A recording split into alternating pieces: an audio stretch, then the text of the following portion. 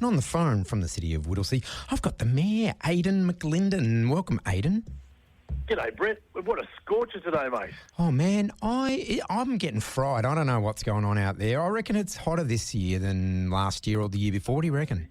Oh, mate, it's a different 33 degrees than it was last year. I think you're onto something there. Mate, tell me, Brett, has it been a week since we last spoken? Well, I had to look it up. Yes, it goes quick, doesn't it? And I'm surprised that you came back. Mate, it feels like 48 hours ago. you can obviously, the silly season is upon us. Well, I got you on speed dial now, so yeah, it's all right, yeah. No worries. What's going on? You've settled in nicely and ready to go? Yeah, we've still got a couple of a bit more induction of training with all the councillors tonight. That sort of starts completing the end of our induction process, and we're obviously in preparations for the first full council sitting, which is going to happen on a Tuesday, on the 17th of December. So we'll get one full council in before the year's end, and we're everyone's working around the clock to make sure everything goes smoothly on that front. Oh, good. Well, you've got quite a few projects on the go out there, including the regional sports precinct in Mernda and the Gorge Road shopping centre there in South Morang. That's it, mate. There's a couple of crackers in the pipeline. The major project there in the regional sports precinct, mate, that's going to be pretty exciting. And if there's a reason to move to the north side, this is it. Mate, we're progressing on the preparing that site along the Plenty Road there in Mernda, and the earthworks have been underway for a couple of months now. And, the contractor's busy removing the rocks and leveling the ground and getting it all ready.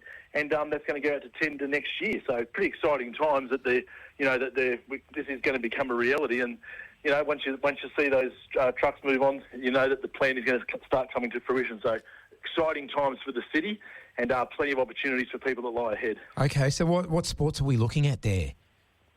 There's going to be a variety of them. There's going to be 4 multi-purpose sports courts. So you're going to have an outdoor netball court, obviously the car park and shared paths, etc.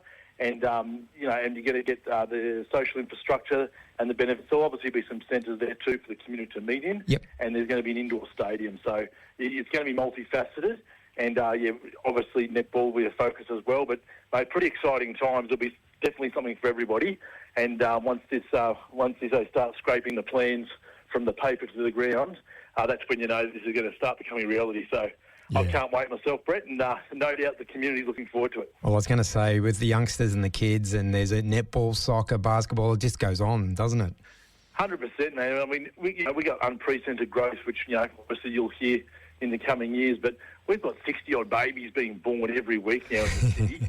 So we've got to get this infrastructure underway, mate, because we don't want them stuck in front of tellies. We want them, in video games. We want them to get out and about and, keeping a healthy balance. So we're pretty excited about what the future holds. That's good. That's good. Summer's upon us, and the grass is long. I guess you're doing some preparations for summer with slashing and doing all other things. Yeah, absolutely. And obviously, existing contracts will be reviewed going forward, but, they're out and about, and I think you'll see there's probably more mowers on the ground than ever has been before, and obviously entering, the dangerous season of summer. But what you will see, and of course I've done a lot of advocating to the state government, and I must also commend Bronwyn Halfpenny, our state member, for actually advocating to Vic Roads to really get on top of it, because I think it's no secret that a lot of the grass has been lapsed, especially in the median strips from the state government point of view.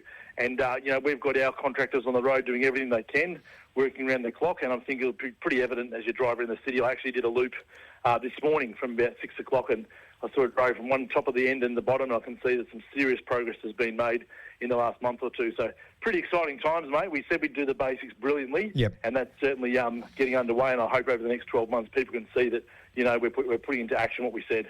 I don't know whether this is true, but someone told me this is the pothole season, the time to fix all those potholes because of the weather.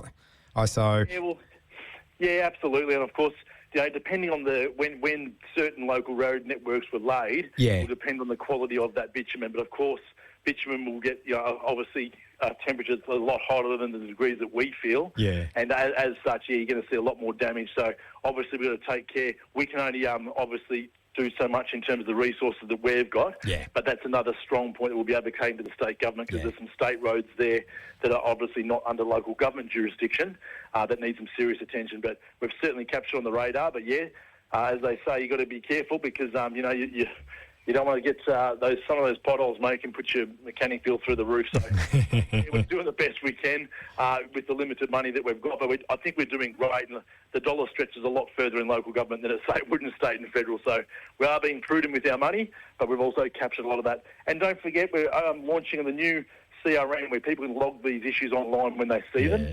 And I think once we refine that new system, which has come into place as of last week, I think you'll find over the next 12 months, when people get familiar with putting those in, we're going to be obviously be a bit more proactive than we have been in the past. So looking forward to it. Yeah, I think the council cops it a bit more unnecessarily when it's actually Vic Roads' problem mostly. So, yeah. Look, this is, mate, and it's no secret that Australia's overgoverned. Yeah. Local, state and federal, all passing the buck and pointing fingers. The reality is, for Mrs. Jones backing out of her driveway with the pothole, sometimes that's more important to her than what's going on globally. And we've got to understand that our level of government, we are paid by the ratepayer to do the basics brilliantly. And, of course, that's exactly what we intend to do. And I think that's what's actually underway as we speak. Ah, fantastic. School holiday programs. The kids are bored. They want something to do. What have you got? Mate, if there's any kids in the city of Whittlesea, I can guarantee you they won't be bored. They're creeping up fast, mate. It's a crazy season, and for those households where they need the two incomes and the parents are away and the kids are looking for something to do, there's a range of school holidays activities for the young people. And later this month, there's amazing events out there across between sort of Halloween and Christmas, and it's called the Christmas Nightmare on Epping. Yeah, that's an interesting one. We've got the youth takeover at the Mill Park Library, and that's where the young people have the whole library to themselves, which is pretty exciting because sometimes adults can get in the way of a good time. True. And and in January, of course, there's going to be heaps of activities planned from cooking, creative arts, dance, and of course the day at the fun fields, and even a basketball tournament. So if they get bored, I strongly recommend the parents to look up whittlesea.vic.gov.au/events. And it's all at their fingertips, mate. So if they're using the word bored, they don't know where the website is. And when they do, their life will change forever. Well, I was going to say, don't encourage the adults to do it. Encourage the kids to look that up. And tell the adults what they want to do, yes. Yeah, but the problem is you give a hurdle to a kid and they'll avoid it. True. You give them the direction, but it's pretty exciting, mate. There's something to do for everyone in this city, and that's what I love so much about it.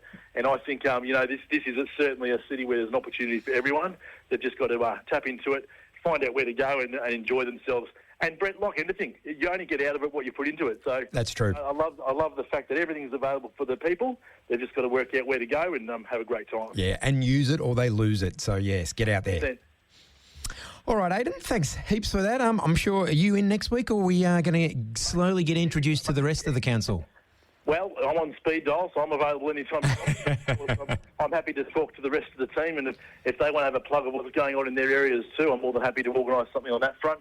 But, Brett, I would like to say before we end this conversation is that people, they really need to be aware now that it's fire season, and it's pretty evident now that things can go pear-shaped pretty quickly. So even for the old cigarette butt, whatever it is, people have to be extremely fire sensitive, knowing that we're entering a pretty dangerous period, and we have to make sure we're well nourished with water and make sure we stay in the shade and look out for each other, especially the elderly. If anyone knows of any elderly who might be living by themselves, to check in when they can, because the next month or two is going to be pretty intense. That is true. So, all right, thanks so much for that, and we'll catch you next week, hopefully. Yeah, it sounds like a plan. Mate, time flies. It'll feel like tomorrow. Well, I was going to say we've only got 2 more shows before Christmas, so make sure you're by the phone. Sounds like a plan. Appreciate your time, Brett. No worries. Everybody at the station there is doing well. Okay, thanks, Aiden. Catch you next week. Good on you, mate. Bye. There you go. That's the Mayor from the city of Whittlesea, Aiden McLindon, just telling us what is happening in the local area.